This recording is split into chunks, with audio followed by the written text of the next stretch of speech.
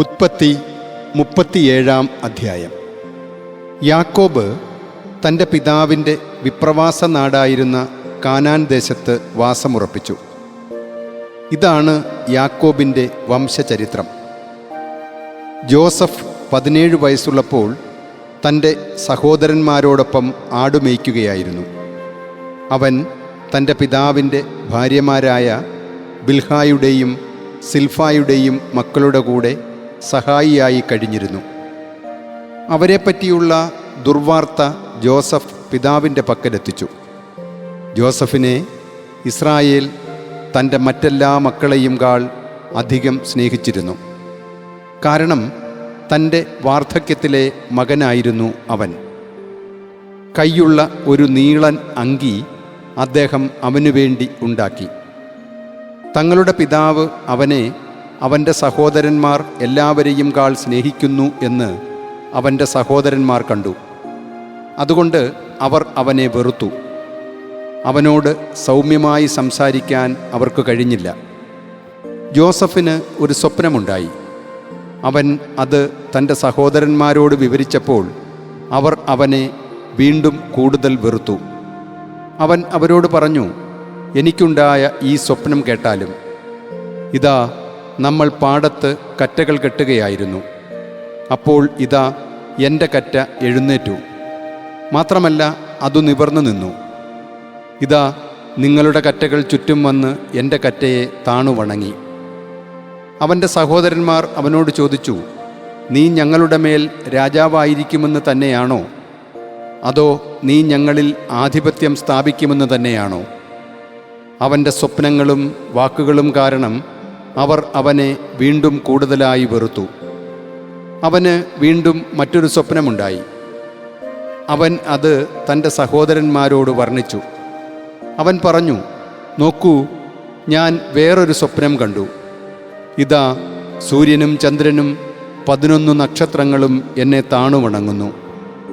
അവൻ ഇത് തൻ്റെ പിതാവിനോടും തൻ്റെ സഹോദരന്മാരോടും വർണ്ണിച്ചപ്പോൾ അവൻ്റെ പിതാവ് അവനെ ശകാരിച്ചുകൊണ്ട് അവനോട് ചോദിച്ചു, ഇതെന്ത് സ്വപ്നമാണ് നീ കണ്ടത്? ഞാനും നിൻ്റെ അമ്മയും നിൻ്റെ സഹോദരന്മാരും നിന്നെ നിലംപറ്റെ താണുവണങ്ങാൻ വരിക തന്നെ വേണമെന്നോ? അവൻ്റെ സഹോദരന്മാർക്ക് അവനോട് അസൂയയായി. അവൻ്റെ പിതാവാകട്ടെ ഇക്കാര്യം ശ്രദ്ധയിൽ വച്ചു. അവൻ്റെ സഹോദരന്മാർ തങ്ങളുടെ പിതാവിൻ്റെ ആടുകളെ മേയ്ക്കാൻ ഷെക്കമിൽ പോയി. ഇസ്രായേൽ ജോസഫിനോട് പറഞ്ഞു, നിന്റെ സഹോദരന്മാർ ഷെക്കമിൽ മേയ്ക്കുകയല്ലേ? വരൂ, അവരുടെ അടുത്തേക്ക് നിന്നെ ഞാൻ അയക്കാം. അവൻ അദ്ദേഹത്തോട് പറഞ്ഞു, ഇതാ ഞാൻ. അപ്പോൾ അദ്ദേഹം അവനോട് പറഞ്ഞു, നീ പോയാലും നിന്റെ സഹോദരന്മാരുടെ ക്ഷേമവും ആട്ടിൻപറ്റത്തിൻ്റെ ക്ഷേമവും അന്വേഷിക്കുക. എന്നിട്ട് എൻ്റെ പക്കൽ വിവരമെത്തിക്കണം. അദ്ദേഹം അവനെ ഹെബ്രോൻ താഴ്വരയിൽ നിന്ന് യാത്രയാക്കി. അവൻ ഷെക്കമിലേക്ക് പോയി. അവൻ അതാ വയലിൽ അലയുകയായിരുന്നു. അപ്പോൾ ഒരാൾ അവനെ കണ്ടു. അയാൾ അവനോട് തിരക്കി, നീ എന്താണ് അന്വേഷിക്കുന്നത്? അവൻ പറഞ്ഞു, ഞാൻ എൻ്റെ സഹോദരന്മാരെ അന്വേഷിക്കുകയാണ്. അവർ എവിടെയാണ് മേയ്ക്കുന്നത് എന്ന് എന്നോട് സദയം പറഞ്ഞു തരിക. അയാൾ പറഞ്ഞു, അവർ ഇവിടെ നിന്നു നീങ്ങി. കാരണം നമുക്ക് ദോത്താനിലേക്ക് പോകാം എന്ന് അവർ പറയുന്നത് ഞാൻ കേട്ടു. തൻ്റെ സഹോദരന്മാരുടെ പുറകെ ജോസഫും പോയി. ദോത്താനിൽ അവൻ അവരെ കണ്ടുമുട്ടി. ദൂരെ വച്ച് തന്നെ അവർ അവനെ കണ്ടു. അവൻ അവരുടെ അടുത്തെത്തും മുമ്പേ അവനെ വധിക്കാൻ അവർ ഗൂഢാലോചന നടത്തി. അവർ പരസ്പരം പറഞ്ഞു, അതാ വരുന്നു സ്വപ്നങ്ങളുടെ വിദ്വാൻ. വരുവിൻ, ഇപ്പോൾ തന്നെ നമുക്ക് അവനെ കൊല്ലാം. എന്നിട്ട് അവനെ കുഴികളിലൊന്നിൽ എറിയാം. ഒരു ദുഷ്ടമൃഗം അവനെ തിന്നുവെന്ന് പറയുകയും ചെയ്യാം. അവൻ്റെ സ്വപ്നങ്ങൾക്ക് എന്ത് സംഭവിക്കുമെന്ന് നമുക്ക് കാണാമല്ലോ. റൂബൻ ഇത് കേട്ടു. അയാൾ അവനെ അവരുടെ കയ്യിൽ നിന്ന് രക്ഷിച്ചു. അയാൾ പറഞ്ഞു, നമുക്ക് ജീവൻ നശിപ്പിക്കേണ്ട. അവനെ അവരുടെ കയ്യിൽ നിന്ന് രക്ഷിച്ച് അവൻ്റെ പിതാവിന് തിരിച്ചേൽപ്പിക്കേണ്ടതിന് റൂബൻ അവരോട് പറഞ്ഞു, നിങ്ങൾ രക്തം ചിന്തരുത്. അവനെ നിങ്ങൾ മരുഭൂമിയിലെ ഈ കുഴിയിൽ തള്ളിയിടുക. എന്നാൽ അവൻ്റെ മേൽ നിങ്ങൾ കൈവയ്ക്കരുത്. അതിനാൽ ജോസഫ് തൻ്റെ സഹോദരന്മാരുടെ അടുത്തെത്തിയപ്പോൾ അവർ ജോസഫിൽ നിന്ന് അവൻ്റെ അങ്കി, അവൻ്റെ മേലുണ്ടായിരുന്ന കൈനീളൻ അങ്കി തന്നെ ഊരിയെടുത്തു. എന്നിട്ട് അവർ അവനെ എടുത്ത് ആ കുഴിയിലേക്കെറിഞ്ഞു. അത് വെള്ളമില്ലാത്ത പൊട്ടക്കിണറായിരുന്നു. അവർ ഭക്ഷണം കഴിക്കാനിരുന്നപ്പോൾ തങ്ങളുടെ കണ്ണുകൾ ഉയർത്തി നോക്കി.